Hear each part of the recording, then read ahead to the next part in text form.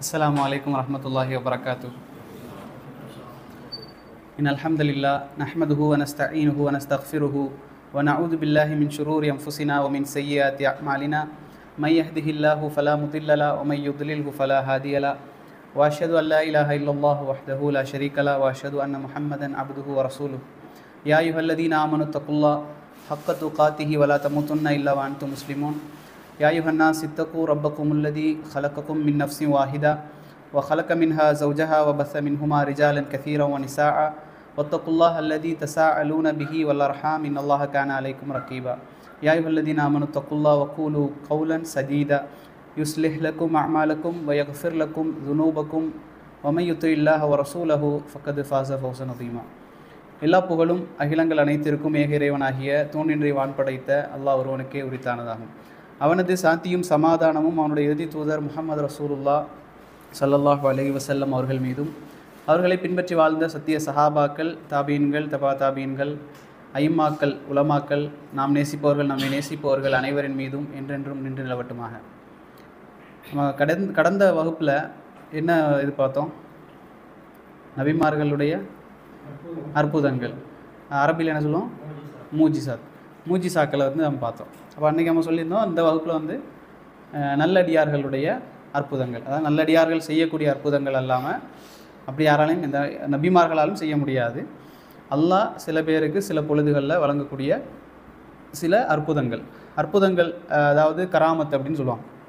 எதுவெல்லாம் நபிமார்களை தொட்டு அல்லாஹ் வழங்குகிறானோ அதை மூஜிசா என்றும், எதை அவுலியாக்கள் என்றால் அவுலியா அல்லாஹ்வுடைய நல்லடியார்கள், அல்லாஹ் நேசிக்கக்கூடிய மக்களுக்கு அல்லாஹ் சில பொழுதுகளில் அந்த அற்புதங்களை மக்களுக்கு வெளிப்படுத்துவான். இதை கராமத் அப்படின்னு சொல்லுவோம். இப்போ மோஜிசா என்பது வேறு, கராமத் என்பது வேறு. அப்போ இந்த கராமத்தை முதலாவதாக நாங்கள் நம்புறது என்ன அப்படின்னு சொன்னால், அகீதால ஒரு பகுதி, நம்பிக்கை கொள்ள வேண்டிய கொள்கை சார்ந்த பகுதியில் இந்த கராமத்துகளை நம்புவதும் ஒரு பகுதி என்பதை நாம் ஃபஸ்ட்டு தெரிந்து கொள்ளணும். ஏன்னா இன்றைக்கி தௌஹீது பேசக்கூடிய நிறைய மக்கள், தமிழ்நாட்டை பொறுத்த வரைக்கும் கூட இந்த அற்புதங்கள் என்று சொன்னாலே அதை ஒரு கேலியாக, அற்புதங்கள் அது எப்படி, அது அறிவுக்கு முரண்படுது, அறிவுக்கு பொருந்தலை இப்படிங்கிறப்போ அதே போல் நம்ம மார்க்கம் என்பது அறிவோடு சம்மந்தப்பட்டது தான். இஸ்லாம் என்பது அறிவோடு சம்மந்தப்பட்டது, எல்லாத்தையும் அறிவுபூர்வமாகத்தான் இஸ்லாம் ஏற்றுக்கொள்ளும் அப்படியெல்லாம் சொல்லி கராமத் அற்புதங்கள் என்பது இல்லை அப்படிங்கிற சொல்லுவாங்க. இதில் அவங்களே முரண்படுதாங்க. ஒரு உதாரணமாக மலக்குமார்கள் சம்மந்தமாக அறிவுபூர்வமாக என்ன நமக்கு தெரியுது?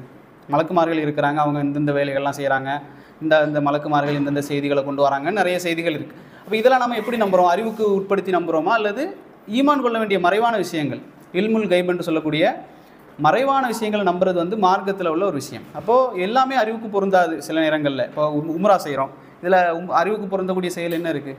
அப்போது இது மாதிரி எல்லாத்தையுமே அறிவுக்கு பொருந்துன்னு பார்க்கக்கூடாது. அல்லாஹ்வுடைய தூதரும் சொன்னாங்க அப்படின்னு சொன்னால் அது அறிவுக்கு பொருந்தவில்லை என்றாலும் அதை நம்புறது கட்டாய கடமை. இப்போ நாம் பார்க்க போகிறது கராமத் என்றால் என்ன அப்படின்னா, ஒரு வரி விளக்கம் அப்படி சொல்லணும் அப்படின்னு சொன்னால், வளமைக்கு மாற்றமாக அல்லாஹ் நாடி நல்லடியார்களுக்கோ அல்லது யாராவது ஒருவருக்கு, நபிமார்களுக்கோ அல்லது நல்லடியார்களுக்கோ அல்லாஹ் ஒரு விஷயத்தை காட்டுவது தான், வளமைக்கு மாற்றமாக காட்டுவது தான் கராமத் என்பது.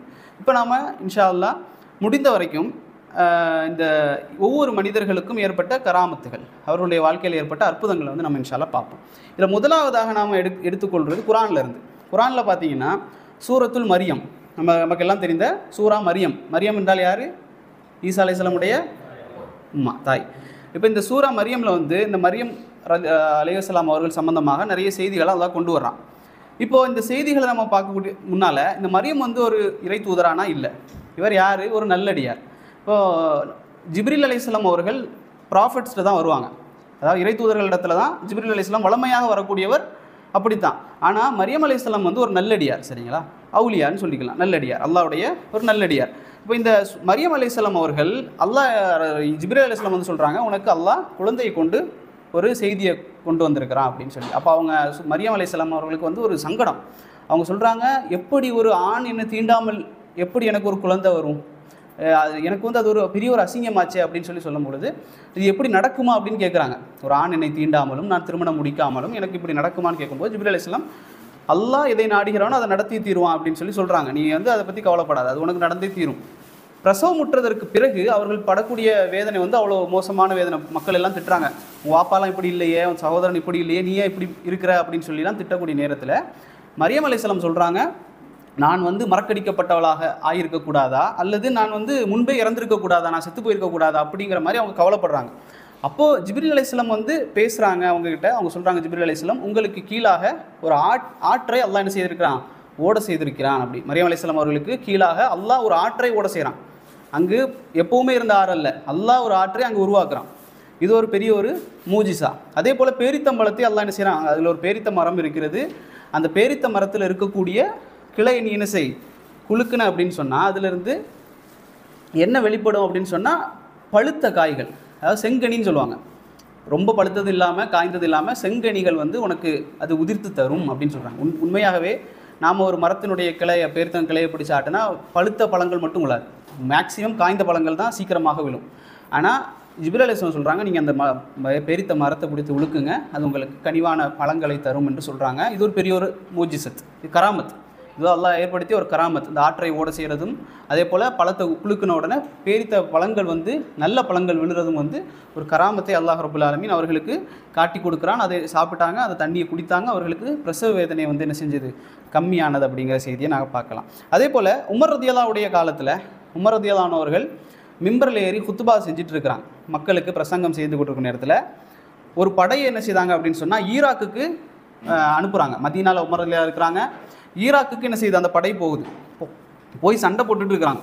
சண்டை போட்டிருக்கக்கூடிய நேரத்தில் திடீரென்று உமர் ரதியல்லாஹு அவர்களுக்கு காட்டப்படுகிறது, அந்த போரினுடைய விஷயங்கள் காட்டப்படுது. அப்போ குத்துபா செஞ்சுக்கிட்டு இருந்த உமர் ரதியல்லாஹு அவர்கள் மிம்பரில் இருந்துகிட்டே சொல்கிறாங்க, யா சாரியா அல் ஜபல், யா சாரியா அல் ஜபல் அப்படின்னு சொல்கிறாங்க. சாரியா என்பது ஒரு மனிதருடைய பெயர். அவங்க சொல்கிறாங்க, இந்த யா சாரியா அல் ஜபல், மலையை பாரு மலையை பாரு அப்படின்னு சொல்கிறாங்க. இங்கே இருந்துகிட்டே சொல்கிறாங்க, மதீனாவில் இருந்துட்டு. உடனே அங்கே போரிட்டு கொண்டிருந்தவர்களுக்கு அந்த சத்தம் கேட்டு அவர்கள் மலையை பின்புறமாக ஆக்கியோ அல்லது மலையை கவனித்தோ அவர்கள் சண்டை போடுறாங்க. வெற்றி பெற்றுட்டு திருப்பி வர்றாங்க. திருப்பி வந்து உமர் ரதியல்லாஹு செய்தி சொல்கிறாங்க, யா அமீருல் முஃமினீன், அமீருல் முஃமினீனே நீங்கள் என்ன செஞ்சீங்க, நாங்கள் அங்கே சண்டை போட்டிருக்கக்கூடிய நேரத்தில் எதிரிகள் எங்களை விரட்டி அடித்தார்கள், எங்களை ஓட ஓட அடிக்கிறாங்க. அடிக்கக்கூடிய நேரத்தில் அப்போது ஒரு சத்தம் கேட்டது, யா சாரியா அல் ஜபல் என்று அந்த சத்தம் கேட்டது எங்களுக்கு. உடனே நாங்கள் மலையை பின்புறமாக ஆக்கியோ அல்லது மலையை கவனித்தோ நாங்கள் சண்டையிட்டோம், அல்லாஹ் அதன் மூலம் எங்களுக்கு வெற்றியை கொடுத்தான் என்ற செய்தியை நாங்கள் பார்க்கலாம். இது வந்து இப்னு உமர் ரதியல்லாஹு அன்ஹு அறிவிக்கிறாங்க. பைஹக்கியில் தலாயிலுத்து நுபுவால வந்து பதிவு செய்யப்படுது. இமாம் சிலர் வந்து இதை முன்கர் அப்படிங்கிற செய்தியாக சொல்கிறாங்க. இமாம் அல்பானி சில்சிலத்து அஹாதீஸ் சஹீஹா அப்படிங்கிற கிரந்தத்தில் பதிவு செய்கிறாங்க, சஹீஹான ஆதாரமான செய்தி என்பதாக பதிவு செய்கிறாங்க.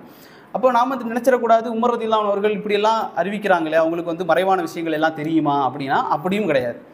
எப்போ அல்லாஹ் நாடுறானோ அதை அறிவித்து கொடுப்பான். ஏன்னு சொன்னால் உமர் ரதியல்லாஹு அன்ஹுடைய மரணம் நமக்கு தெரியும், தொழுகையில் வந்து பின்புறமாக குத்தப்பட்டாங்க. அப்போ இது அவர்களுக்கு தெரியாமல் இருந்திருக்கு, அப்படி தானே? அப்போ எல்லாவற்றையும் அல்லாஹ் காட்டணும்னு அவசியம் இல்லை. எந்த இடத்துல முஸ்லீம்களுக்கு வெற்றி ஏற்படணுங்கிறதுக்காகவோ அல்லது சில சோதனைக்காகவோ அல்லது மக்களுடைய ஈமானை உறுதிப்படுத்துறதுக்காகவோ அல்லாஹ் இந்த அற்புதங்களை வெளிப்படுத்துவான். அதே போல் சஅத் இப்னு அபி வக்காஸ் ரதியல்லாஹு அன்ஹு அவர்கள் இவங்க எப்படிப்பட்டவங்கன்னா, இவங்க துவா எது செய்தாலும் அல்லாஹ் ஏற்றுக்கொள்ளக்கூடியவனாக அவர்களுடைய அந்த வாழ்நாள் இருந்தது. அப்போ இவங்க வந்து ஒரு நாள் போருக்கு சென்று திரும்பக்கூடிய நேரத்தில், போருக்கு செல்லக்கூடிய நேரத்தில் யூப்ரட்டிஸ் அப்படிங்கிற நதி இருந்துச்சு, இப்போவும் இருக்குது. அப்போ நிறைய தண்ணி இருந்துச்சு அந்த யூப்ரட்டிஸ் நதியில். அந்த நதியை வந்து கடக்கக்கூடிய ஒரு சூழல் ஏற்பட்டது. அப்போ என்ன செஞ்சாங்க அப்படின்னு சொன்னால், அந்த நதியை அவர்களும் அந்த போர் படை வீரர்களும் அந்த நதியை குதிரைகளோடும் என்ன செஞ்சாங்க, கடந்து சென்றார்கள் அப்படிங்கிற செய்தியை நாங்கள் பார்க்கலாம். இது ஒரு பெரிய ஒரு கராமத், அல்லாஹ் ஏற்படுத்திய ஒரு கராமத். அதே போல் அபூ ஹுரைரா ரலியல்லாஹு அன்ஹு அவர்கள் அறிவிக்கக்கூடிய ஒரு செய்தி, அவங்க சொல்கிறாங்க, அல்லாஹ்வுடைய தூதர் ஸல்லல்லாஹு அலைஹி வஸல்லம் சொன்னாங்க, நபித்துவம் முடிந்து விட்டது, நபியோடு ரசூல்லாவோடு நபித்துவம் முடிந்து விட்டது, நுபுவத் முடிந்து விட்டது, ஆனால் சுப செய்தி இன்னும் முடியவில்லை அப்படின்னு சொல்கிறாங்க. புஷ்ரான்னு சொல்லக்கூடிய அந்த சுப செய்தி இன்னும் முடியலை அப்படின்னு சொல்கிறாங்க. அப்போது கேட்கப்படுத ரசூல் ஸல்லல்லாஹு அலைஹி வஸல்லம் இடத்துல வமல் முபஷிராத், இந்த சுப செய்தி என்றால் என்ன அப்படின்னு. அப்போ நபி அவர்கள் சொல்கிறாங்க, கால அர் ருயத்து சாலிஹாத், நல்ல மக்களுடைய கனவு என்று சொல்கிறாங்க ரசூல்லா. இன்னொரு செய்தியில் ரசூல்லா சொல்கிறாங்க, நுபுவத்தினுடைய 64 பகுதிகளில், நுபுவத்தினுடைய 64 பகுதிகளில் ஒரு பகுதி தான் நல்ல மக்களுடைய கனவுன்னு சொல்கிறாங்க. நல்ல அல்லாஹ்வுடைய நல்லடியார்களுடைய கனவு என்பது நபித்துவத்தினுடைய 64 கிளைகளில் ஒரு கிளை அப்படின்னு சொல்கிறாங்க. அப்படின்னா சில நல்ல மக்கள் காணக்கூடிய கனவு என்பது அது நடக்கக்கூடியதாக அல்லது சில சுப செய்தியை சொல்லக்கூடியதாக இருக்கும் அப்படின்னு சொல்லி ரசூல் ஸல்லல்லாஹு அலைஹி வஸல்லம் அவர்கள் சொல்கிறாங்க. அப்போ இந்த இதில் நல்லடியார்கள் சொல்லப்படுது. இந்த அவுலியா என்றால் யார் அப்படின்னு நம்ம பார்க்கணும். அவுலியா என்றால் யாருன்னு சொன்னால் சூரா யூனுஸ்ல அல்லாஹ் சொல்லி காட்டுறான். 62வது அத்தியாயத்தினுடைய 63வது வசனத்தில் அல்லாஹ் ரப்புல் ஆலமீன் சொல்கிறான், அலா இன்ன அவுலியா அல்லாஹி லா ஹவுஃபுன் அலைஹிம் வலாஹும் யஹ்ஸனூன். அல்லாஹ்வுடைய அவுலியாக்கள், அல்லாஹ் அவுலியானே சொல்கிறான் அந்த குரானில். அவுலியாங்கிறது வந்து ஒரு என்ன சொல்கிற வழிகட்ட வார்த்தை அப்படிலாம் இல்லை. அல்லாஹ் சொல்லி காட்டுறான், இன்ன அவுலியா அல்லாஹி லா ஹவுஃபுன் அலைஹிம், அவர்களுக்கு பயம் என்பது இருக்காது. அவுலியாக்களுடைய பண்புகளை நாங்கள் தெரிந்து கொள்ளணும். அவர்களுக்கு பயம் என்பது இருக்காது. வலாஹும் யஹ்ஸனூன், அவர்களுக்கு கவலையும் இருக்காது. இந்த 2 பண்புகள் அவுலியாக்களுக்கு இருக்கும். இப்போ நாம் நினச்சி பார்க்குறோம், நம்ம அவுலியாவா? நமக்கு பயம் இருக்குதா கவலை இருக்குதான்னு பார்த்தா 2மே இருக்குது. சில மக்களுக்கு கூட சில இதில் கவலை இருக்காது, பயம் இருக்கும். சில பேருக்கு பயம் இருக்கும், கவலை இருக்காது. ஆனால் நமக்கு 2மே இருக்குது. இப்போ நாம் என்ன செய்யணும்? அந்த ஈமானை நம்ம வளர்த்துக்கொள்ளக்கூடிய நேரத்தில் இந்த கவலையும் பயமும் இருக்காது என்று அல்லாஹ் சொல்லி காட்டுறான். அதே போல் இன்னொரு வசனத்தில் அவர்கள் ஈமான் கொண்டிருப்பார்கள், அல்லாஹுவை அஞ்சி நடப்பார்கள் அப்படிங்கிறப்போ அவுலியா என்றால் யாருன்னு சொன்னால் அல்லாஹுவை ஈமான் கொள்ள வேண்டிய முறையில் ஈமான் கொண்டிருப்பார்கள், அல்லாஹுவை அஞ்சி தக்குவாவோடு அவர்கள் இருப்பார்கள். அதே போல் அவர்களுக்கு பயம் இருக்காது, கவலை இருக்காது. இவர்கள் தான் நல்லடியார்கள். இந்த 2 புள்ளிகளும் ஒன்று சேரக்கூடிய நேரத்தில் அவர்கள் அல்லாஹ்வுடைய நல்லடியார்களாக இருப்பார்கள். அதே போல் நமக்கெல்லாம் தெரியும், பொய் நபி என்று நிறைய பேர் வாதிட்டாங்க. ரசூல் ஸல்லல்லாஹு அலைஹி வஸல்லம் காலத்திலும் அவர்களுக்கு பிறகும் வந்து நான் வந்து நபி தான் என்பதாக நிறைய பேர் வாதித்தாங்க. அதில் ஒருத்தன் தான் ரசூல் ஸல்லல்லாஹு அலைஹி வஸல்லம் காலத்திலேயே அஸ்வத் அல் அனசி அப்படிங்கிற ஒருத்தன் இருந்தான், யமனில் வந்து இருந்தான். இவன் வந்து நிறைய பொய்யான செய்திகளை வந்து பரப்பி கொண்டிருக்கூடிய நேரத்தில் அங்கே ஒரு நல்ல மனிதர் இருந்தார், அபு முஸ்லிம் அல் ஹோலானி அப்படிங்கிற ஒரு மனிதர் இருந்தார். இவர் வந்து கடுமையாக இவரை அதாவது அஸ்வதை வந்து எதிர்த்துட்டு இருந்தார், பொய்யனை வந்து எதிர்த்துட்டு இருந்தார். அப்போ என்ன செய்யப்பட்டது அப்படின்னு சொன்னால், இந்த அபு முஸ்லிம் என்பவரை இந்த அஸ்வத் என்ன செய்யலாம் அப்படின்னு சொன்னால் தீக்குண்டம் மூட்டுறான். இப்ராஹிம் அலைஹிஸ்ஸலாம் அவர்களுக்கு எப்படி ஒரு பெரிய குழி தோண்டி பெரிய தீக்குண்டம் மூட்டப்பட்டதோ அதே போல் இந்த அஸ்வதும் என்ன செய்கிறான் அப்படின்னு சொன்னால் பெரிய தீக்குண்டத்தை ஏற்படுத்தி அதில் வந்து இந்த அபு முஸ்லீமை போடுறான். எத்தனை நாளைக்குன்னு சொன்னால் 3 நாள் அவரை வந்து நெருப்பில் போடுறான். ஆனால் அந்த நெருப்பு அவரை ஒன்றும் செய்யவில்லை. அவரை வந்து என்ன செய்யலை, ஒன்றுமே செய்யலை. அப்படியே தீயில போடப்படுதாரு, அவர் வெளியே வர்றார். அப்போ இவரை வந்து உமர் ரலியல்லாஹு அன்ஹு அவர்கள் என்ன செய்கிறாங்க அப்படின்னு சொன்னால் இவர்களை அழைத்தார்கள், சங்கைப்படுத்தினார்கள், கண்ணியப்படுத்தினாங்க. உமர் ரலியல்லாஹு அன்ஹு சொன்னார்கள், இப்ராஹிம் அலைஹிஸ்ஸலாம் அவர்களுக்கு பிறகு இந்த உம்மத்தில் முதலாவதாக ஒரு மனிதர் தீயிலிருந்து என்ன காக்கப்பட்டு வெளியே வர்றார் அப்படின்னு சொன்னால், நெருப்பு குண்டம் தீண்டாத ஒரு மனிதர் இருக்கிறார்னு சொன்னால் இப்ராஹிமுக்கு பிறகு அது இவர்தான் என்பதாக உமர் ரலியல்லாஹு அன்ஹு அவர்கள் சொன்னார்கள். இது ஒரு பெரிய ஒரு அல்லாஹ்வுடைய ஒரு கராமத். அதே போல் சூரா பக்கரா 2வது அத்தியாயத்தினுடைய 259வது வசனத்தை நீங்கள் படித்து பார்த்தீங்கன்னா, நீங்கள் வேணால் வீட்டில் போய் படிங்க. சூரா பக்கராவினுடைய 2வது அத்தியாயத்தினுடைய 259வது வசனம். இந்த வசனத்தை எடுத்து படித்து பாருங்கள். அல்லாஹ் ஒரு கதை சொல்லுவான். இது வந்து கதையல்ல, உண்மையாக நிகழ்ந்த கதை. அல்லாஹ் சொல்கிறான், ஒரு மனிதர் வந்து ஒரு காலத்தில் இருந்தார். அந்த மனிதர் எப்படி இருந்தார்னு சொன்னால், அல்லாஹ் வந்து மரணித்து மக்கி போன உடல்களை வந்து பிறகு உயிர்த்தெழ வைப்பான் அப்படிங்கிறத வந்து நம்பிக்கை கொள்ளாமல் இருந்தார். அப்போ ஒரு பாலடைந்த ஒரு கிராமத்தை வந்து அந்த மனிதர் கடந்து செல்கிறார். ஒரு அபண்டன் வில்லேஜை வந்து கடந்து போகக்கூடிய நேரத்தில் அவர் என்ன செய்கிறாரு, அவர் வந்து கேள்வி கேட்குறாரு, இப்படி அழிக்கப்பட்டு மக்கி மண்ணோடு மண்ணாகி போன இந்த சமூகத்தையா அல்லாஹ் வந்து உயிர்ப்பித்து கொண்டு வருவான் அப்படின்னு சொல்லி அவருக்கு ஒரு கேள்வி கேட்குறார். அப்போ அல்லாஹ் என்ன செய்கிறான், அந்த மனிதரை தூங்க வைக்கின்றான். 100 வருடங்கள் தூங்க வைக்கிறான் அல்லாஹ். 100 வருடங்கள் தூங்க வைத்தோட அவர் கூட ஒரு என்ன செய்யுது அப்படின்னு சொன்னால், ஒரு கழுதை இருந்துச்சு, சாப்பாடு இருக்குது, தண்ணி இருக்குது. சாப்பாடு, கழுதை, தண்ணி. அப்போது இது என்ன செய்யறான், அல்லாஹ் 100 வருடங்கள் தூங்க வைத்ததுக்கு பிறகு அவரை வந்து எழுப்புறான். அவர்கிட்ட கேட்கப்படுது, நீ எத்தனை வருஷம் தூங்குனேன் அப்படின்னு. அவர் சொல்கிறாரு, ஒரு நாளோ அல்லது ஒரு நாளில் சிறு பகுதியோ நான் தூங்குறேன் அப்படின்னு சொல்கிறார். அல்லாஹ் சொல்கிறான், உன்னுடைய கழுதையை நீ பாரு அப்படின்னு. கழுதையை பார்த்தா எலும்பு கூடாகி அப்படி கிடக்குது. 100 வருஷம் ஆனால் அந்த கழுதை என்ன நிலைமையில் இருக்குமோ அப்படி கிடக்குது. உணவையும் சாப்பாட்டையும் பார்க்குறாரு, தண்ணியையும் நீரையும் பார்க்குறாரு, சாப்பாட்டையும் பார்க்குறாரு, அது அப்படியே இருக்குது. அப்போ இந்த இடத்துல வந்து அவர் அந்த காட்சியை பார்த்த உடனே அவர் வந்து சொல்கிறாரு, அல்லாஹ் சொல்லி காட்டுறான், கால ஆலமு அன்னல்லாஹ் அலா குல்லி ஷைஇன் கதீர், அல்லாஹ் எதை செய்வதற்கும் ஆற்றலுடையவன் அப்படிங்கிறத சொல்லி காட்டுறார். இப்போ இந்த கராமத் என்பதும் ஒரு அற்புதம் தான். 100 வருடங்கள் தூங்க வைத்து அவரை எழுப்புறது வந்து ஒரு பெரிய ஒரு கராமத். ஆனால் இவர் நல்ல மனிதராக இருந்தாரா? இல்லை. அப்போ அல்லாஹ் எதற்காக அதை ஏற்படுத்துகிறான் அப்படின்னு சொன்னால், ஈமானை அவருக்கு வர வைப்பதற்காக அதை என்ன செய்கிறான், ஏற்படுத்துவதா குர்ஆனில் அல்லாஹ் சூரத்துல் பக்கராவில் சொல்லி காட்டுறான். அப்போ எல்லா நேரமும் எல்லாராலையும் நினச்ச உடனே சில பேர்லாம் இன்றைக்கி இருப்பாங்க, இந்த தொப்பி பெரிய டர்பன் எல்லாம் கட்டிக்கிட்டு, நான் என்கிட்ட கராமத் இருக்குது, நான் வந்து எது சொன்னாலும் நடக்கும் இப்படின்னு ஒருத்தர் பிரச்சாரம் செய்கிறார் அப்படின்னு சொன்னால் மிகப்பெரிய ஒரு பொய்யர். ஏன்னு சொன்னால் அல்லாஹ் அவன் எப்போது நாடுகின்றானோ அப்போது தான் அந்த கராமத்தை ஏற்படுத்துவான். அதுக்காக நம்ம கராமத் இல்லைன்னு மறுத்தரக்கூடாது. கராமத் என்பதே கிடையாது இந்த மார்க்கத்தில் அப்படிங்கிறதே மறுத்தரக்கூடாது. ஆனால் இதே போல் சில மக்கள் பொய்யான பிரச்சாரங்கள் செய்யக்கூடிய நேரத்தில் அவர்களையும் நம்பி போய் விழுந்து விடக்கூடாது என்பதை நாங்கள் கவனித்துக் கொள்ளணும். அதே போல் இன்னொரு செய்தி, புகாரில் வரக்கூடிய செய்தி, அப்பாத் இப்னு பிஷ்ர் அதே போல் சயீத் இப்னு ஹுதைர் ரலியல்லாஹு அவர்கள் ஒரு நாள் வந்து ரசூல் ஸல்லல்லாஹு அலைஹி வஸல்லம் அவர்களை சந்தித்து விட்டு இரவு நேரத்தில், இருண்ட அந்த இருள் நேரத்தில், இரவில் வந்து அவங்க வந்து வீட்டுக்கு போகிறாங்க. சந்திச்சுட்டு போகக்கூடிய நேரத்தில் அனஸ் ரலியல்லாஹு அவர்கள் சொல்கிறாங்க, அவர்கள் பிரிந்து சென்றதற்கு பிறகு, ரசூல் ஸல்லல்லாஹு அலைஹி வஸல்லம் விட்டு போனதற்கு பிறகு அவர்களுக்கு 2 சாட்டை போன்ற 2 ஒளிகள் அவர்களுக்கு வழிகாட்டி கொண்டே சென்றது. இருள் நிறைந்த அந்த இரவில் வழிகாட்டி கொண்டே சென்றது.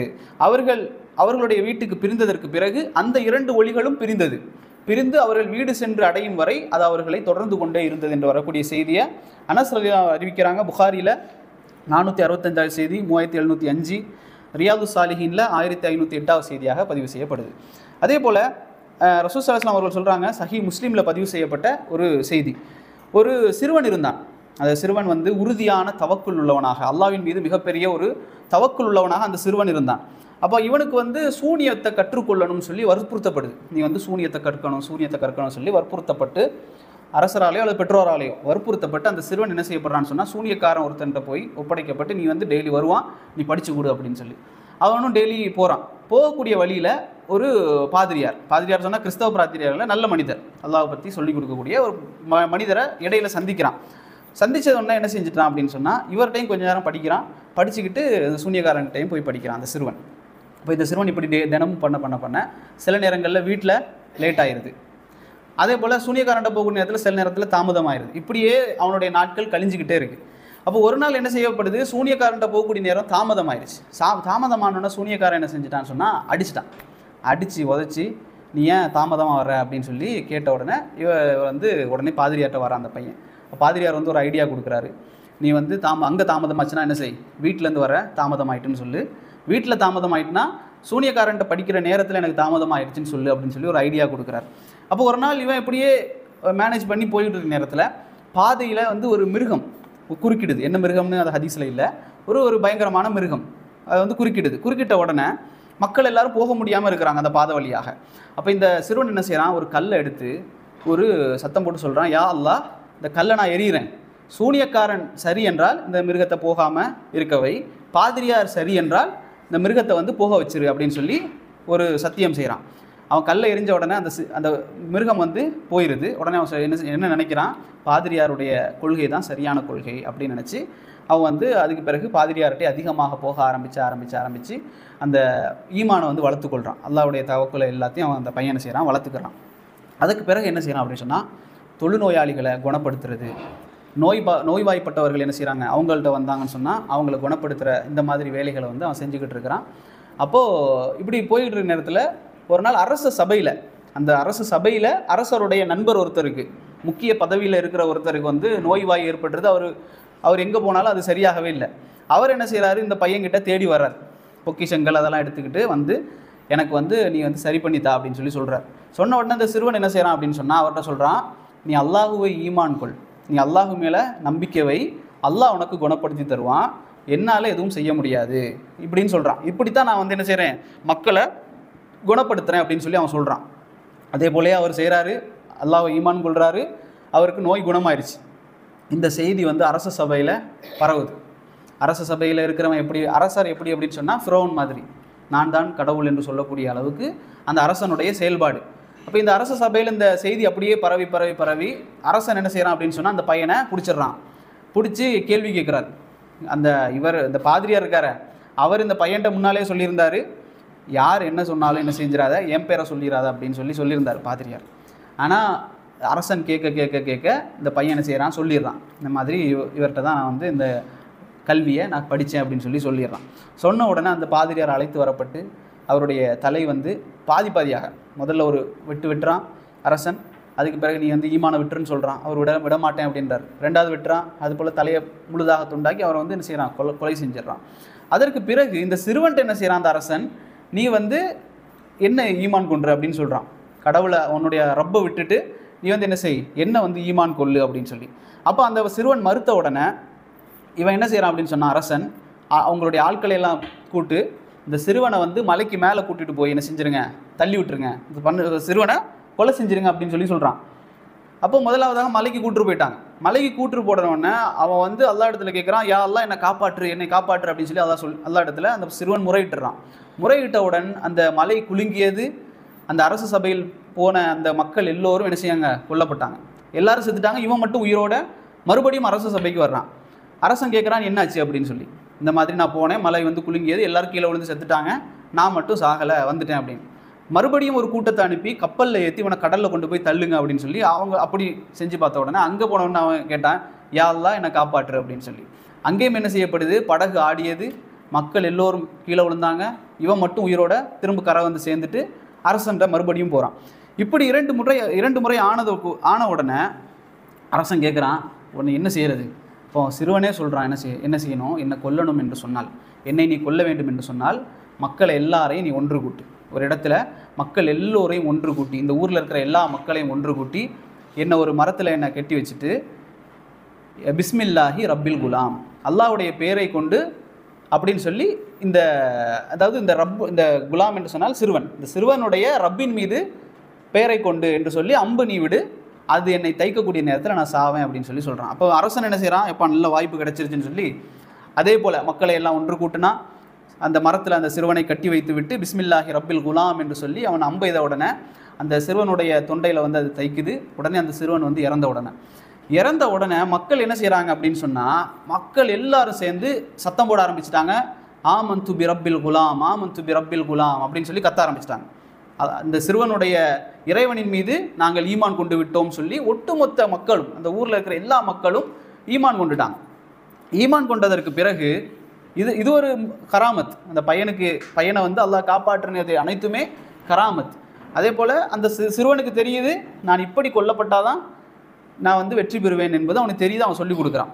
அப்போது இப்படி மக்கள் எல்லாரும் இந்த மாதிரி ஈமான் கொண்டுட்டாங்க. ஒட்டுமொத்த சமுதாயமும் அந்த அல்லாஹின் மீது ஈமான் கொண்ட உடனே ஒரு பெரிய நெருப்பு குண்டத்தை அவன் என்ன செய்கிறான், ஏற்படுத்துகிறான்.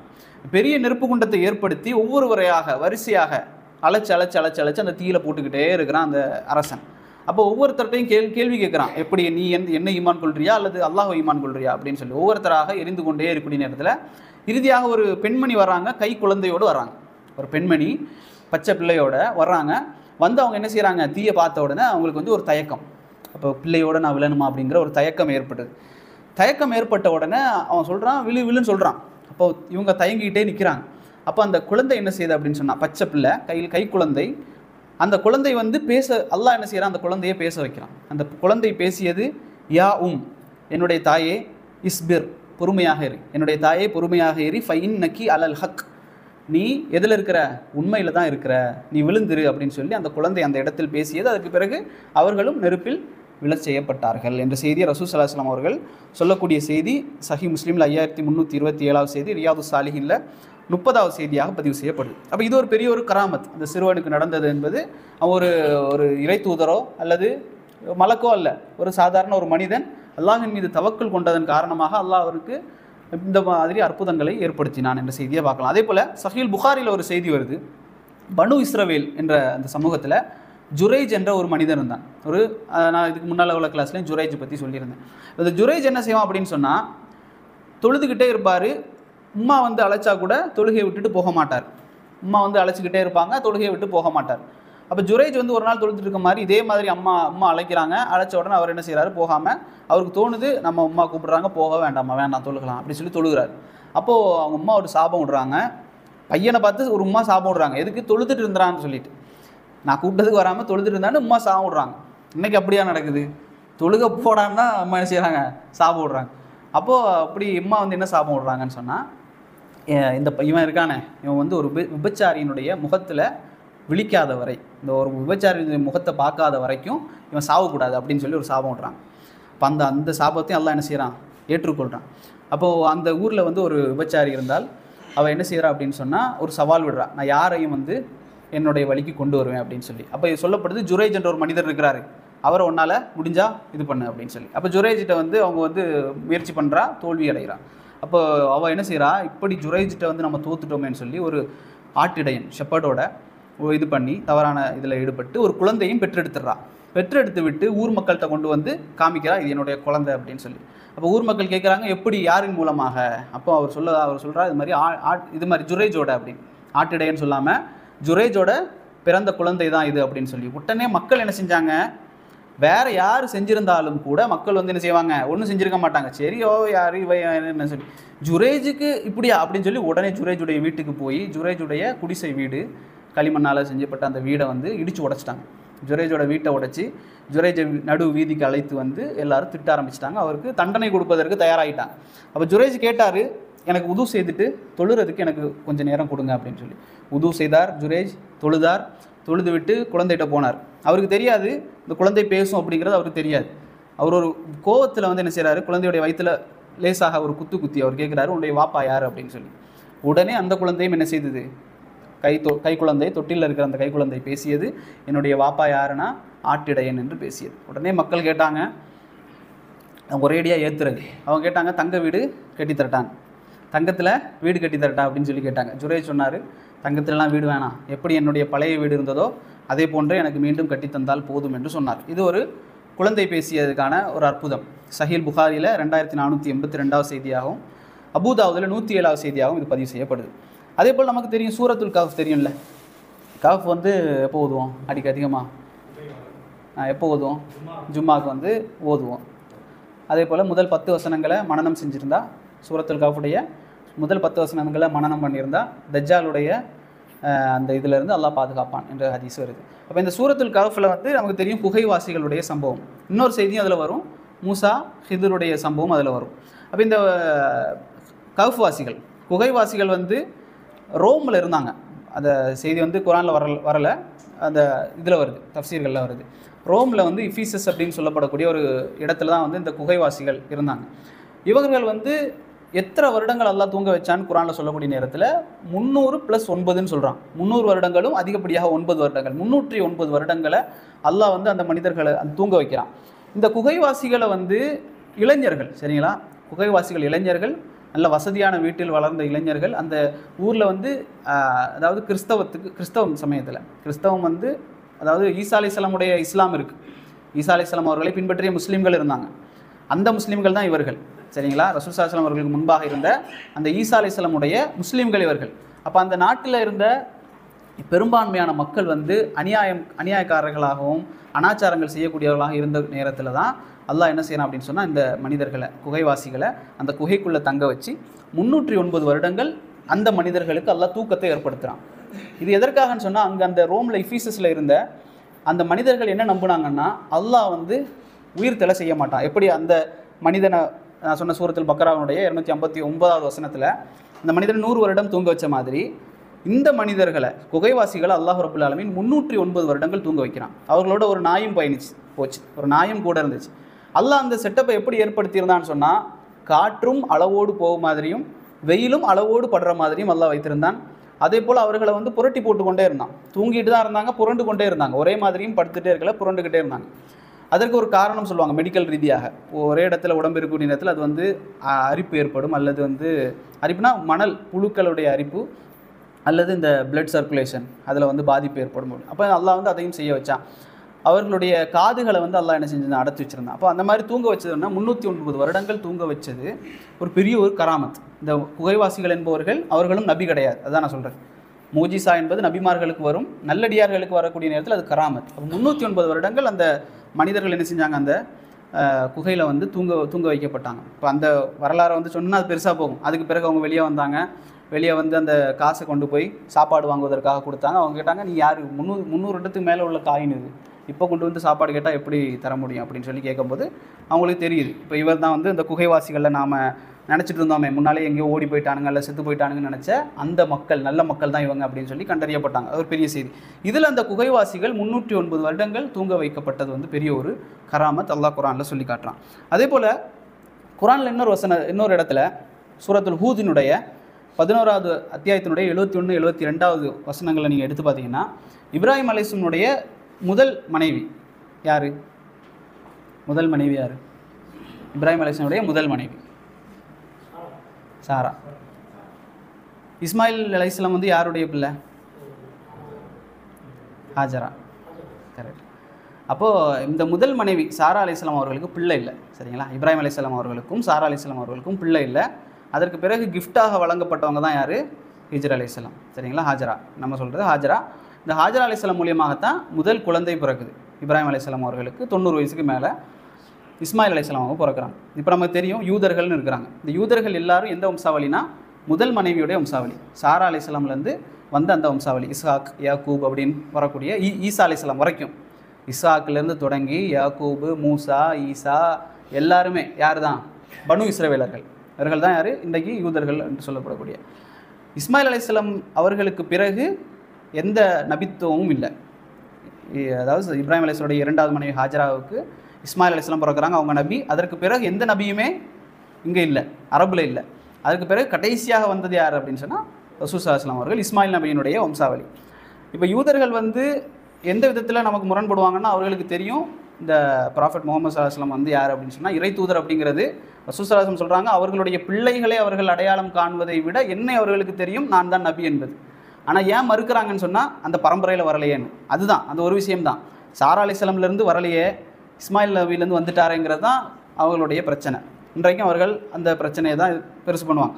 சரி, இப்போ இந்த சாரா அலைஹிஸ்ஸலாம் அவர்கள் இருக்கக்கூடிய நேரத்தில் 3 மலக்குமார்கள் வர்றாங்க. இப்ராஹிம் அலைஹிஸ்ஸலாமுடைய காலத்தில் இன்னொரு நபி இருந்தார். யார் தெரியுமா? இப்ராஹிம் அலைஹிஸ்ஸலாம் கூடவே இன்னொரு நபி இன்னொரு இடத்துல இருந்தார், லூத் அலைஹிஸ்ஸலாம். சரிங்களா? லூத் அலைஹிஸ்ஸலாம் இவர் ஒரு சகோதரன் மாதிரி இப்ராஹிம் அலைஹிஸ்ஸலாம். இப்ராஹிம் அலைஹிஸ்ஸலாம் நெருப்பில் போட்டாங்கல்ல, நெருப்பில் போட்ட உடனே அவரை ஊரை விட்டு போக சொல்லிட்டாங்க. நீங்கள் இந்த ஊரை விட்டு காலி பண்ணிடுங்க, ஏன்னா சாவடிக்க முடியலை இப்ராஹிமை. அப்போ நீங்கள் போங்கன்னு சொன்ன உடனே அவரோடு போன ஒரே ஒரு மனிதர் யாருன்னா லூத் அலைஹிஸ்ஸலாம். அப்போ அவர் நபியாக்கப்பட்டார் இப்ராஹிம் அலைஹிஸ்ஸலாம் அவர்களுக்கு பிறகு. ஆனால் அந்த காலத்திலேயே ஓரின சேர்க்கையாளர்களுக்கான நபியாக லூத் அலைஹிஸ்ஸலாம் ஆக்கப்பட்டாங்க. அப்போ இந்த லூத் அலைஹிஸ்ஸலாம் அவர்களை அழிக்கிறதுக்காக, அங்கே தண்டனை கொண்டு வருவதற்காக அல்லாஹ் 3 மலக்குமார்களை வானத்திலேருந்து இறக்கினான்.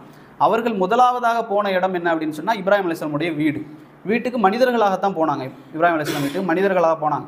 போனவுடனே இப்ராஹிம் அலைஹிஸ்ஸலாம் அந்த ஆடெல்லாம் வெட்டி என்ன செய்கிறாங்க, கறி சமைச்சு சாப்பாடு செஞ்சு கொண்டு கொடுக்குறாங்க. அவங்க சாப்பிட மாட்டேன் அப்படின்னு சொல்கிறாங்க, சாப்பிடவே மாட்டேங்கிறாங்க. இப்ராஹிம் அலைஹிஸ்ஸலாம் அவர்களுக்கு ஒரு பயம் ஏற்படுது, என்ன பிரச்சனை, யாருன்னு தெரியலையே, ஏன் சாப்பிட மாட்டேங்கிறாங்கிற மாதிரி ஒரு பயம் ஏற்படுது. உடனே அவங்க சொல்கிறாங்க, நாங்கள் யார் அப்படின்னு சொன்னால் லூத் அலைஹிஸ்ஸலாம் அவர்களை அழிப்பதற்காக வரப்பட்ட நாங்கள் மலக்குகள், நாங்கள் மனிதர்கள் அல்ல அப்படின்னு சொல்கிறாங்க. அந்த நேரத்தில் தான் அவங்க என்ன செய்கிறாங்கன்னா, சாரா அலைஹிஸ்ஸலாம் அவர்களுக்கு மலக்குமார்கள் என்ன செய்கிறாங்க, ஒரு நற்செய்தி சொல்கிறாங்க, உங்களுக்கு மகன் பிறப்பார் அப்படின்னு சொல்லி. இது ஒரு பெரிய ஒரு கராமத். அவங்க அப்போ அந்த சாரா அலைஹிஸ்ஸலாம் அவங்க சொல்கிறாங்க இஸ்ஹாக்கு பிறகு யாக்கூப், இப்படி உங்களுக்கு பரம்பரை வரப்போகுது அப்படின்னு சொல்லி, உங்களுக்கு குழந்தை பிறக்க போகுது அப்படின்னு சொல்லி கேட்குறாங்க. எப்படி எனக்கு பிறக்கும் அப்படின்னு கேட்குறாங்க. அப்போ அதே செய்தியை மரியம் அலைஹிஸ்ஸலாம் அவர்களுக்கு சொன்ன மாதிரியே மலக்குமார்கள் இங்கேயும் சொல்கிறாங்க, அல்லாஹ் நாடுனா உங்களுக்கு ஏற்படுத்தி தருவான். அப்போ அவங்க கேட்குறாங்க, நான் மலடியாக கிளவி ஆகிட்டேன்னு சொல்கிறாங்க. குரானில் அந்த வசனம் வருது, ஹூதுங்கிற அந்த அத்தியாயத்தில் 71, 72 வாசி பாருங்கள். அவங்க சொல்கிறாங்க, நான் மலடியாக கிளவி ஆகிட்டேன், மாதவிடாய் நின்று போச்சு, மாதவிடாய் நின்ற கிளவியாக ஆகிவிட்டேன், என்னுடைய கணவர் வயோதிகனாக ஆகிவிட்டார், இதற்கு பிறகா எனக்கு குழந்தை பிறக்கும் அப்படின்னு கேட்குறாங்க. அப்போ மலக்குமார்கள் சொல்கிறாங்க, அல்லாஹ் ஆக என்று சொன்னால் என்ன செய்யும், அது ஆகிவிடும் என்பதாக அவர்களுக்கு சொல்லப்பட்டு அவர்களுக்கு குழந்தை பிறந்த செய்தி என்பது மிகப்பெரிய ஒரு கராமத், அல்லாஹ் நிகழ்த்திய மிகப்பெரிய ஒரு கராமத் என்பதை நாங்கள் பார்க்குறோம்.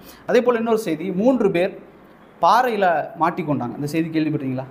3 பேர் பாறை, ஒரு மலைக்கு உள்ளே போகக்கூடிய நேரத்தில், ஒரு மழை பெஞ்சு அந்த மலைக்குள்ளாக ஒதுங்கக்கூடிய நேரத்தில் ஒரு பாறை என்ன செய்யுது அப்படின்னு சொன்னால் அடைச்சிருது. சஹீல் புகாரில் வரக்கூடிய செய்தி, முஸ்லீம்லேயும் வருது.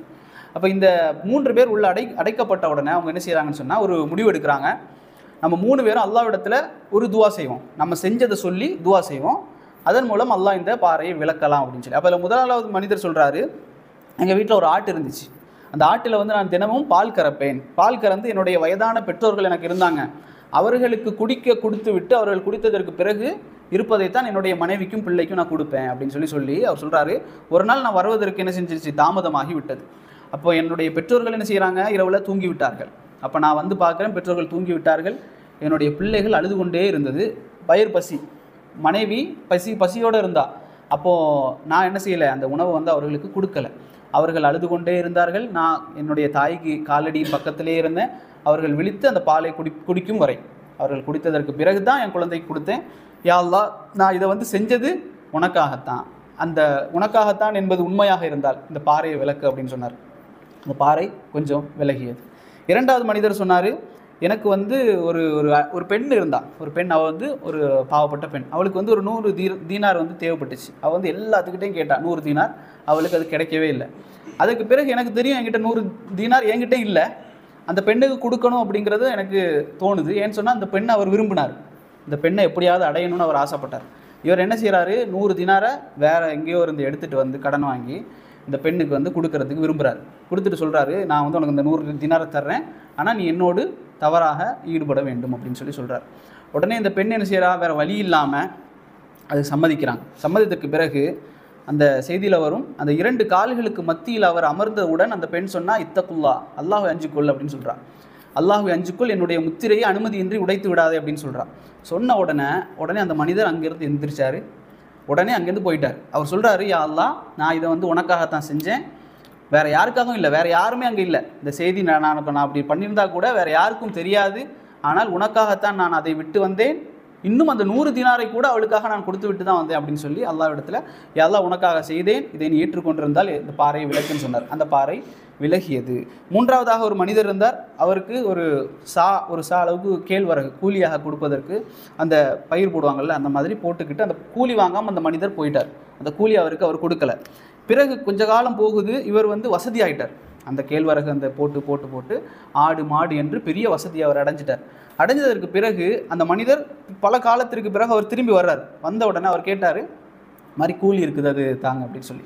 இப்போ இவர் சொன்னார், இந்த ஆடு மாடு அதன் மூலம் அந்த எல்லா செல்வத்தையும் என்ன செய்யுங்க, நீங்கள் எடுத்துக்கொள்ளுங்க அப்படின்னு சொல்லி அவர் சொன்னார். எடுத்துக்கொண்டார். அப்போ இதை வந்து அவர் சொல்கிறார், இதை நான் உனக்காக, எல்லாம் உனக்காக செய்தேன், இதை உனக்காக மட்டும் நான் செய்ததாக இருந்தால் நீ இந்த பாறையை விலக்கி விடு அப்படின்னு சொல்கிறார். அந்த பாறை என்ன செய்யப்பட்டது, விலகியது என்ற செய்தியை சஹீல் புகாரியில் 2215வது செய்தியாகவும், முஸ்லீமில் 2743வது செய்தியாகவும் பார்க்கலாம். இப்போ இதன் மூலம் இன்னொரு விஷயம் தெரிய வருது.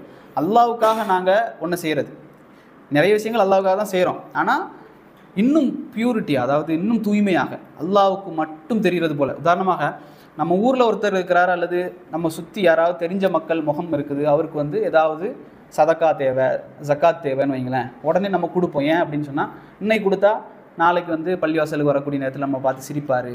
இதை நம்ம எதிர்பார்ப்போம். மனிதன் என்ற அடிப்படையில் யாருக்காவது உதவி செஞ்சால் அவர் நம்மளை பார்த்து சிரிப்பார் அப்படிங்கிறது எதிர்பார்ப்போம். ஆனால் இன்னொரு சமயம் இருக்குது, நம்ம ரோட்டில் போயிட்டுருக்குறோம், ஏதோ ஒரு ஹைவே, ஏதோ ஒரு ஊர், தெரியாத ஒரு ஊர், அவரை இனிமேல் பார்க்கவே மாட்டோம், ஆனால் அவர் ஒரு கஷ்டத்தில் இருக்கிறாருன்னு வைங்களேன். அவருக்கு ஏதாவது செய்யக்கூடிய நேரத்தில் நம்மளுடைய எதிர்பார்ப்பு என்ன அப்படின்னு சொன்னால் எதுவுமே இருக்காது. நம்மளுடைய எதிர்பார்ப்பு எதுவுமே இல்லை. அவர் கஷ்டப்படுறாரு, அல்லாஹ்வுக்காக நான் கொடுத்தேன்னு சொல்லி அந்த இடத்துல ஒரு உதவி செஞ்சு பாருங்கள். அந்த உதவியை யார்கிட்டையும் சொல்லாமல் பாதுகாக்கணும். வாழ்நாள் முழுவதும் மனைவி கூட தெரியாமல், பிள்ளை கூட தெரியாமல், மனைவிகிட்ட கூட என்ன செய்யக்கூடாது, நான் வந்து ஒரு நல்லதுக்காக நான் சொல்லி காட்டுறேன், நான் இப்படி செஞ்சேன் அப்படிங்கிறதுக்காக கூட இல்லாமல், பிள்ளை கூட தெரியாமல், நண்பனுக்கு கூட தெரியாமல், சில நேரங்களில் இப்படி செஞ்சுட்டு வந்திருப்போம்.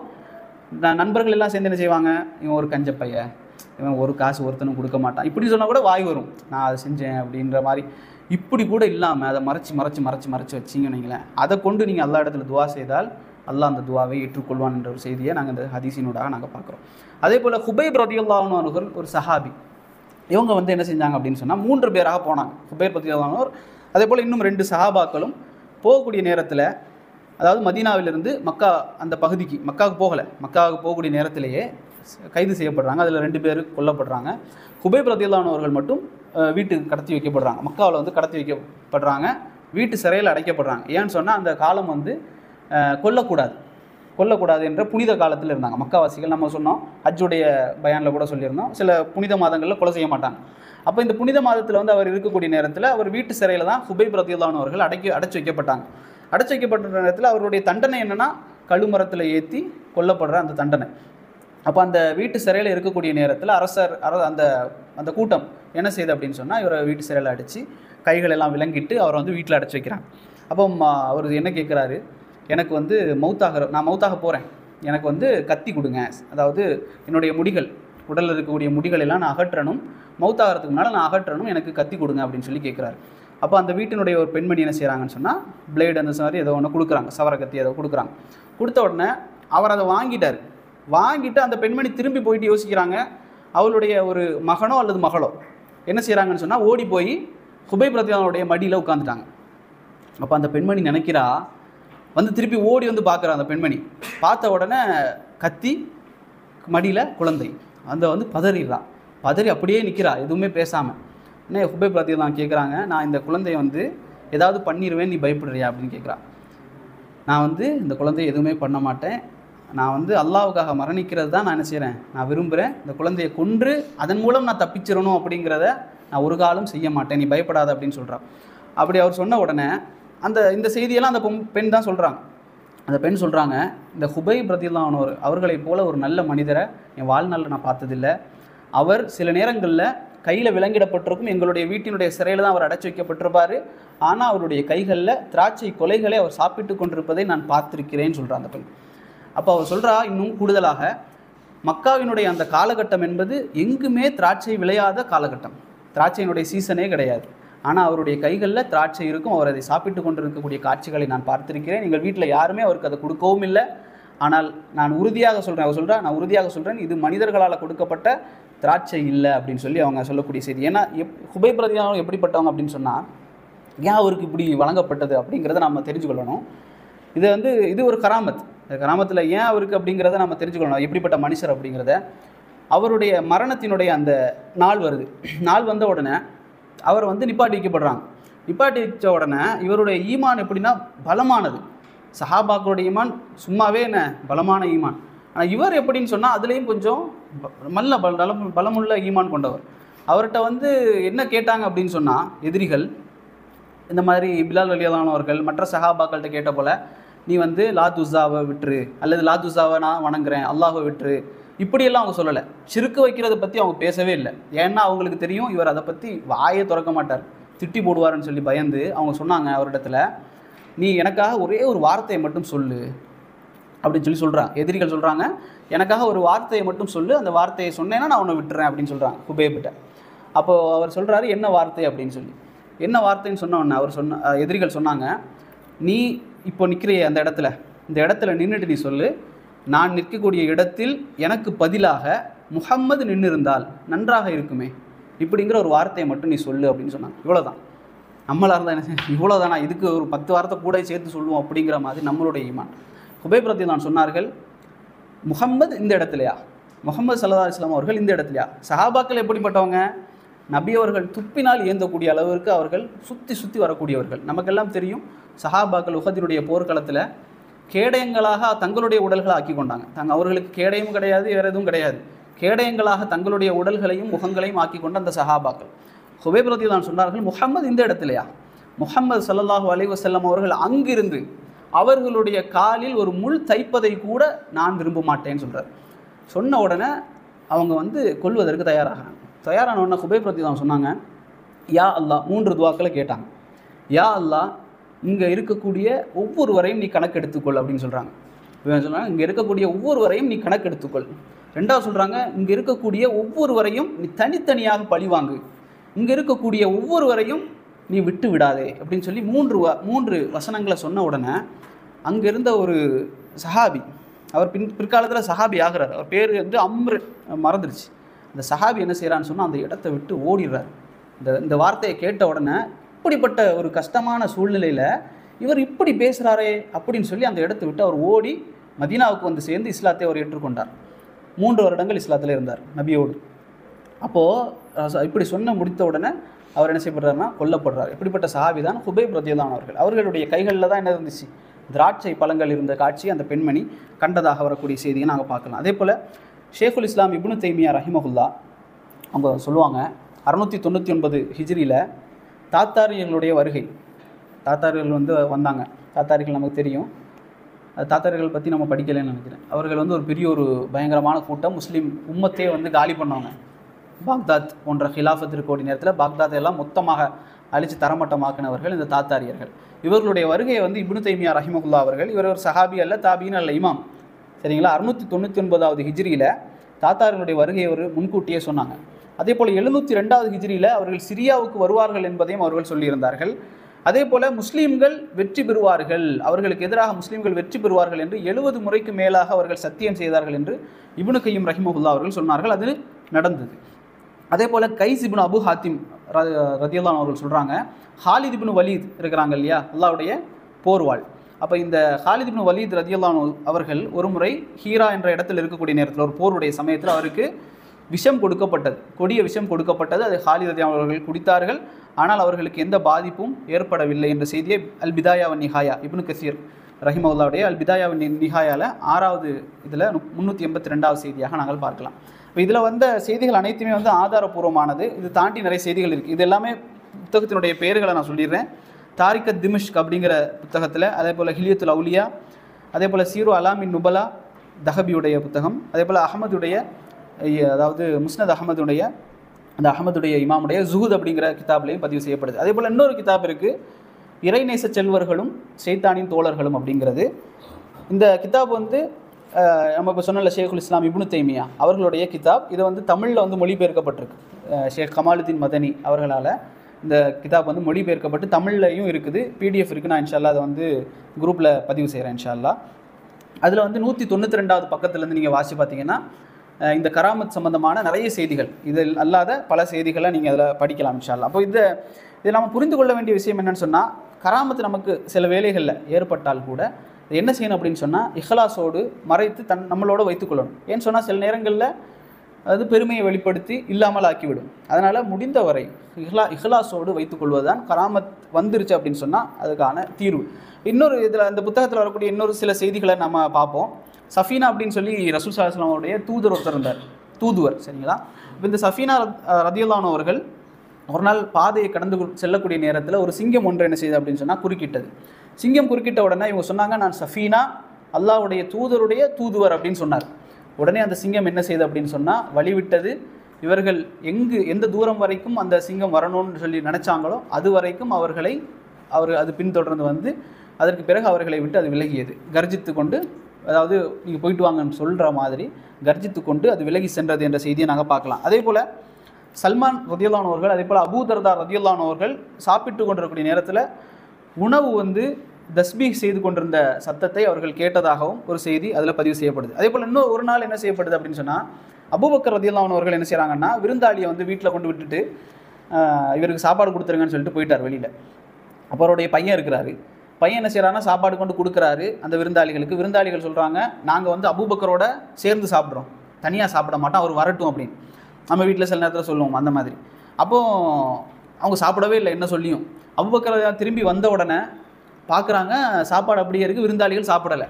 பையன் என்ன செய்கிறாருன்னா ஓடி ஒளிஞ்சு கதவுக்கு பின்னால் ஒளிஞ்சிட்டார். அப்போ இவர் வந்து அவர் தெரியும் அபூபக்கர் வந்தால் கோவப்படுவார், வாப்பா வந்தால் திட்டுவார் அப்படிங்கிற.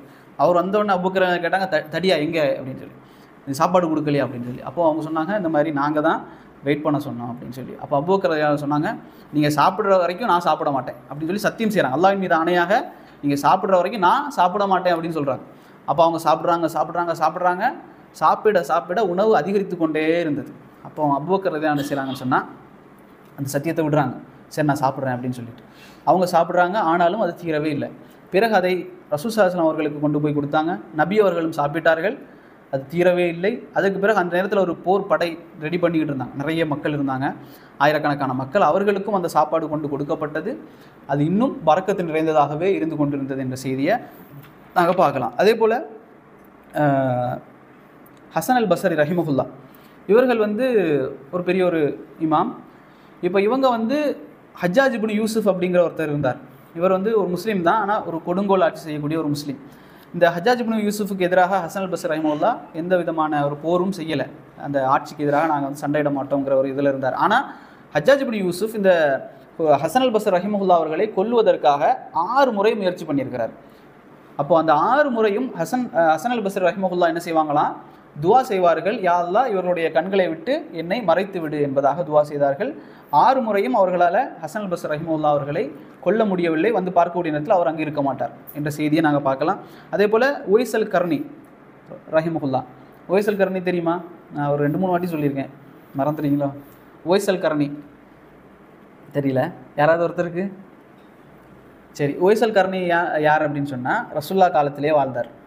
ரசூல்லா காலத்திலே வாழ்ந்தால் சஹாபி இல்லை, சரியா? ரசூல்லாவை பார்த்து சஹாபியனுடைய இது என்ன வரைவிலக்கணம் என்னென்னா, முஸ்லீமாக இருக்கணும், ரசூல்லாவை பார்த்துருக்கணும், கண்ணால் பார்த்துருக்கணும், நபியோடு இருந்திருக்கணும், முஸ்லீமாகவே மரணித்திருக்கணும். இதுதான் சஹாபியுடைய இது வரைவிலக்கணம். அப்போ இந்த உவைஸ் அல் கர்னி ரஹிமஹுல்லா அவர்கள் ரசூல்லாவுடைய பீரியடில் இருந்தாங்க, நபியவர்களுடைய காலத்தில் இருந்தாங்க. ஆனால் நபி அவர்களை கண்ணால் பார்த்தது இல்லை, ஆனால் முஸ்லீமாக இருந்தார்கள். ஏன் அவர்கள் பார்க்க வரலை அப்படின்னு சொன்னால், அவர்களுடைய தாய் வந்து வயோதிக நிலையில் இருந்தாங்க, அவரை விட்டால் வேறு ஆள் இல்லை உம்மாவை பார்க்குறது. அதனால் அவங்க என்ன செய்கிறாங்கன்னு சொன்னால் உம்மாவை பார்த்து உம்மாவோடே இருந்தாங்க, ரசூலுல்லாஹி ஸல்லல்லாஹு அலைஹி வஸல்லம் பார்க்கல. அதனால் இவர் வந்து தாபீன், சஹாபாக்கு பிறகு தாபீன் அப்படிங்கிற பட்டியலில் வருவார். இப்போ இந்த உவைசல் கர்னி ரதியல்லாஹு அன்ஹு அவர்கள் ரசூலுல்லாஹ் சொன்னாங்க, உமரிடத்தில் உவைசல் கர்னியை நீங்கள் பார்த்தீங்கன்னா உங்களுக்காக அவரிடத்துல துவா செய்ய சொல்லுங்கன்னு சொன்னாங்க. உமரிடத்துல சொன்னாங்க, நீ அவரை பார்த்தீங்கன்னா உங்களுக்காக துவா செய்ய சொல்லுங்க. ஒரு நாள் அவர் வந்த நேரத்தில், ஹஜ்ஜுக்காக வந்த நேரத்தில், ஹஜ்ஜுக்கோ உம்ராக்கோ வந்த நேரத்தில் உமர் கிட்ட சொன்னாங்க, உங்களுக்கு இந்த எல்லா இடத்துலையும் நோய் இருந்து ஒரு இடத்துல மட்டும் ஒரு காயின் அளவுக்கு மட்டும் நோய் குணமாகாமல் இருக்குதா, மற்ற இடங்கள் எல்லாம் குணமாகி அவர் யாராக இருக்கிறீங்களா அப்படின்னு சொல்லி, இப்போ இன்னாருடைய மகன் இன்னார் இருக்கிறீங்களா அப்படின்னு சொல்லி கேட்ட உடனே அவர் வர்றாரு, ஆமாம் நான் தான் அப்படின்னு சொல்லி. அவருக்கே தெரியாது. அப்போது இவர் கேட்குறாரு, நீங்கள் உவைசல் கர்னியா அப்படின்னு சொல்லி. அவங்க சொல்கிறாங்க, ஆமாம் நான் தான் உவைசல் கர்னி. அப்போது இவர் உமர் சொன்னாங்க, எனக்காக நீங்கள் துவா செய்யுங்க அப்படின்னு சொல்லி. அப்போ அவர் சொல்கிறாரு, நான் துவா செய்கிறதா, நீங்கள் உமர், நீங்கள் தான் எனக்காக துவா செய்யணும் அப்படின்னு சொல்லி சொன்னோன்னே, இல்லை ரசூல் ஸல்லல்லாஹு அலைஹி வஸல்லம் சொன்னாங்க நீங்கள் எனக்காக துவா செய்யணும் அப்படின்னு சொல்லி சொன்னாங்க அப்படின்னு சொல்லி. அதுக்கு பிறகு அவர் துவா செஞ்சார். அப்போ இந்த உவைசல் கர்னி ரஹிமஹுல்லா அவர்கள் மரணிக்கக்கூடிய நேரத்தில் அவங்கள மரணிச்சிட்டாங்க. அவர்கள் அந்த கூட இருந்த மக்கள் சொல்கிறாங்க, உவைசல் கர்னி ரஹிமஹுல்லா அவர்கள் மையத்தாக இருக்கக்கூடிய நேரத்தில் அவரிடத்துல என்றும் இல்லாத ஒரு கஃபன் துணி அவரோடு இருந்ததை நாங்கள் பார்த்தோம் அப்படின்னு சொல்லி. மரணிக்கக்கூடிய நேரத்தில் அவர்கிட்ட கஃபன் துணியே அது வரைக்கும் இல்லை. ஆனால் அவர் மௌத்தான உடனே அவரிடத்துல அந்த கஃபன் துணி இருந்ததை நாங்கள் பார்த்தோம். அவருக்காக என்ன செய்கிறாங்க, குண்டு தோண்டுவதற்காக போகிறாங்க. போன உடனே அங்கே பாறைகளில் அவருக்காக ஏற்கனவே கபர் தோண்டப்பட்டு வைத்திருந்ததை நாங்கள் பார்த்தோம். அவர் வைத்திருந்த அந்த கஃபன் துணியாலேயே அவர் சுற்றப்பட்டு அவரை அந்த கபரில் அவர்கள் அடக்கம் செய்தார்கள். இதுவும் ஒரு பெரிய ஒரு கராமத் என்பதாக இமாம்கள் அவங்க பதிவு செய்கிறாங்க. அதே போல் இன்னும் பல செய்திகள் இருக்குது. இன்ஷா அல்லாஹ் நீங்கள் அதில் அந்த கிதாபு நான் உங்களுக்கு பிடிஎஃப்ல அனுப்பி தரேன். இன்ஷா அல்லாஹ் 192வது பக்கத்திலேருந்து நீங்கள் பாருங்கள். ஒரே ஒரு செய்தி, பர்ரா இப்னு மாலிக் ரதியல்லாஹு அன்ஹு அவர்கள் அப்படிங்கிற ஒரு சஹாபி இருந்தாங்க. இவர்கள் அல்லாஹ்வின் மீது சத்தியமிட்டு எதை சொன்னாலுமே அது நடக்கும், அல்லாஹ் நிறைவேற்றி கொடுப்பான். அப்போ ஒரு போரில் சஹாபாக்கள் சொல்கிறாங்க, பர்ரா இப்னு மாலிக் ரதியல்லாஹு அன்ஹு இடத்துல நீங்கள் எங்களுக்காக சத்தியம் செய்யுங்க அல்லாஹ் இடத்துல அப்படின்னு சொல்லி. அப்போ அவங்க சத்தியம் செய்கிறாங்க, யா அல்லாஹ் எதிரிகள் எங்கள் மீது மிகைக்காமல் நாங்கள் எதிரிகளை மிகைக்குவதற்கு எங்களுக்கு உதவி செய்ய அப்படின்னு சொல்லி துவா செஞ்ச உடனே அவர்கள் விரட்டி அடிக்கப்பட்டார்கள். அப்போ அதே போல் இன்னொரு போர், காதிசியா அப்படிங்கிற ஒரு போரில் இதே மாதிரி சஹாபாக்கள் என்ன செய்கிறாங்கன்னு சொன்னால், ஏதாவது துவா செய்ய சொல்கிறாங்க அல்லாஹ் இடத்துல. அப்போ அவங்க துவா செஞ்சாங்க, இதே மாதிரி யா அல்லாஹ் எதிரிகளை எங்களை மீது மிகைக்க விடாமல் நாங்கள் எதிரிகளின் மீது மிகைப்பதற்கு நீ உதவி செய் அப்படின்னு சொல்லிக்கிட்டு எக்ஸ்ட்ராவாக ஒன்று சொல்கிறாங்க, இந்த போரில் முதலாவதாக ஷஹீதாகக்கூடியவனாக என்னை நீ ஆக்கிவை அப்படின்னு சொல்லி துவா செய்கிறாங்க. அப்போ இதே போலேயே அந்த போரில் முஸ்லீம்கள் வெற்றி பெற்றார்கள். முதலாவதாக பர்ரா இப்னு மாலிக் ரதியல்லாஹு அன்ஹு அவர்கள் ஷஹீதாக்கப்பட்டார்கள் என்ற செய்தியை நாங்கள் பார்க்கலாம். அப்போ இந்த எல்லா செய்திகளும் என்ன சொல்லுது அப்படின்னு சொன்னால், இந்த அற்புதங்கள் அதிசயங்கள் வெறுமனே நபிமார்களுக்கு மட்டும் நடக்காது, நல்ல மனிதர்களுக்கும் நல்லடியார்களுக்கும் இது நடக்கும். நல்லடியார்கள் என்பவர்கள் தர்காக்களில் உட்கார்ந்து தலைப்பாய் கட்டி பத்தி வைத்து கொண்டு இருந்தால் மட்டும்தான் நல்லடியார்கள் என்பது அல்ல. நம்மளாலேயும் என்ன செய்ய முடியும், நல்லடியார்களாக ஆக முடியும். அதற்கு முதலாவதாக நம்ம என்ன சொன்னோம், அவர்களுக்கு லா ஹவுஃபுன் அலைஹிம் வலா ஹும் யஹ்ஸனூன், அவர்களுக்கு கவலையும் இருக்காது பயமும் இருக்காது. அதே போல் இன்னொரு வசனம் சொன்னோம், அல்லதீன ஆமனு வக்கானு யத்தகூன், அவர்கள் ஈமான் கொண்டிருப்பார்கள், தக்வா உள்ளவர்களாக அல்லாஹ்வை அஞ்சக்கூடியவர்களாக அவர்கள் இருப்பார்கள், தனிமையிலும் பொது வெளிகளிலும் அவர்கள் அல்லாஹ்வை அஞ்சு கொள்ளக்கூடியவர்களாக இருப்பார்கள். அப்போ இந்த ரெண்டு தன்மைகள் தான், இந்த ரெண்டு தன்மைகள் யாரிடத்தில் உள்ளதோ அவர்கள் நல்லடியார்களாக இருப்பார்கள். இன்னும் அல்லாஹ்வை நெருங்குவதற்கு அல்லாஹ் சொல்கிறான், ரசூல் ஸல்லல்லாஹு அலைஹி வஸல்லம் சொல்கிறார்கள், ஒரு மனிதன் சுன்னத்தான தொழுகைகள் நஃபீலான தொழுகைகளை கொண்டு அல்லாஹ்வை நெருங்குகிறான்.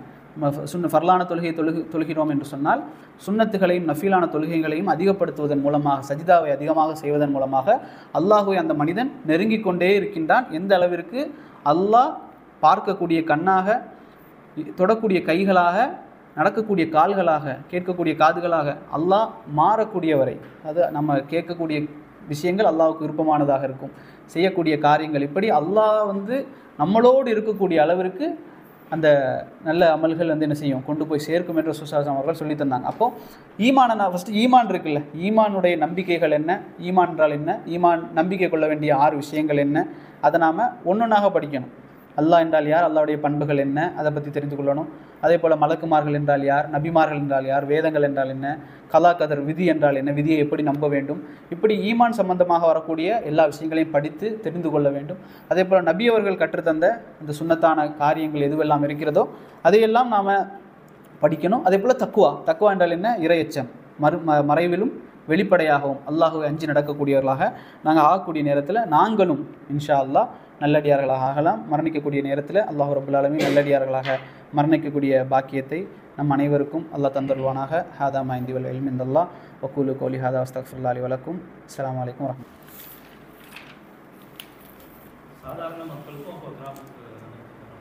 சாதாரண மக்கள்னு சொல்லலை, நல்லடியார்கள்.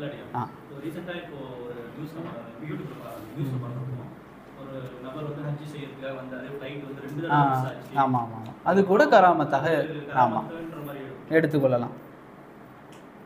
நல்ல மக்களுடைய நல்ல நீயத்து, நீயத்து கூட இப்போ உதாரணமாக நமக்கு ஒரு பிள்ளை இருக்கான்னு வைங்களேன், மகன் இருக்கிறான், அந்த மகன் வந்து மக்காவுடைய இமாமாக ஆகணும்னு ஆசை வச்சுருப்போம் வைங்களேன். இது ஒரு நல்ல நீயத்தாக, தூய்மையானதாக, அதாவது பெருமைக்காக என் பிள்ளை மக்கா இமாம் சொல்லி ஊரில் பெருமை பேசணும், அல்லது எனக்கு அதன் மூலம் ஏதாவது இது கிடைக்கணும்னு இல்லாமல் அல்லாவுக்காக என் பையன் மக்காவுடைய இமாமாகும் இப்படின்னு ஒரு நீயத்தை வைக்கக்கூடிய நேரத்தில் அல்லாஹ் அதை கூட நிறைவேற்றுவான். ஒரு பெரிய ஒரு கராமத். உங்களுக்கு தெரியும் ஷேக் சுதேஷ், அப்படி தானே? ஷேக் சுதேஷுடைய வரலாறு தெரியும். உம்மா வந்து சும்மா ஏசுவாங்களாம், நீ வந்து ஏதாவது சேட்டை பண்ணக்கூடிய பையன், உம்மா என்ன செய்வாங்களாம், திட்டக்கூடிய நேரத்தில் நீ வந்து மக்காவுடைய இமாம் ஆகக்கூடியவன், நீ இப்படியா செய்வ அப்படின்னு சொல்லி உம்மா வந்து என்ன செய்வாங்களாம், திட்டுவாங்களாம். இன்றைக்கி அவர் வந்து மக்காவுடைய இமாம் ஆகிட்டார். இதை வந்து அவர் இன்டர்வியூவில் சொல்லி அழுதார் ஷேக் சுதேஷ். இப்போ இது வந்து எல்லாம் என்னென்னா ஒரு கராமத் தான். தாய் பெற்றோருடைய ஒரு இஹ்லாஸான துவா அல்லாஹ் ஏற்றுக்கொள்வான். அதே போல் அந்த மனிதரும் துவா செஞ்சுருக்கலாம்.